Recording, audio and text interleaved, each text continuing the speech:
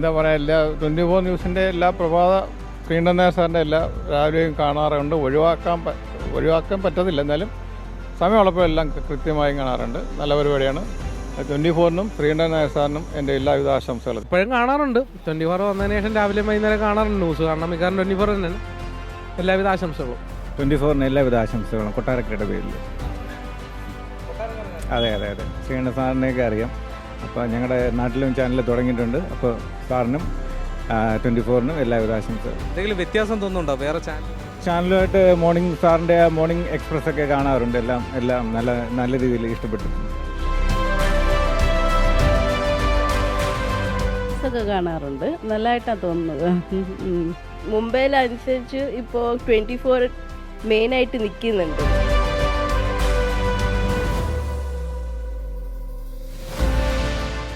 ടെലിവിഷനിലെ ഈ ന്യൂസ് മാധ്യമ രംഗത്ത് വളരെ വേഗത്തിൽ നല്ലൊരു പ്രസക്തി നേടിയ ഒരു TV ചാനലായി ഞാൻ കാണുന്നത്. തീർച്ചയായും എല്ലാവിധ ആശംസകളും പിറന്നാൾ ആശംസകളും 24-ന് നേരുന്നു.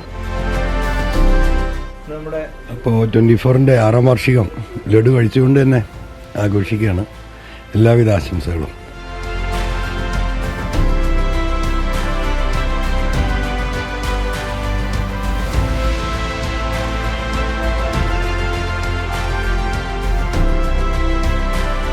എല്ലാ മലയാളികൾക്കും ഏറെ പ്രിയങ്കരമായ 24 ചാനലിന് എല്ലാവിധ ആശംസകളും നേരുന്നു.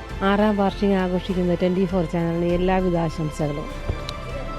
6 വർഷം തികയുന്ന 24 ന്യൂസിന് എൻ്റെ എല്ലാവിധ ആശംസകളും. 6 വർഷം തികഞ്ഞതിന് 24-ന് എൻ്റെ എല്ലാവിധ ആശംസകളും. ഞങ്ങൾ 24 ഡെയിലി കാണുന്നതാണ്.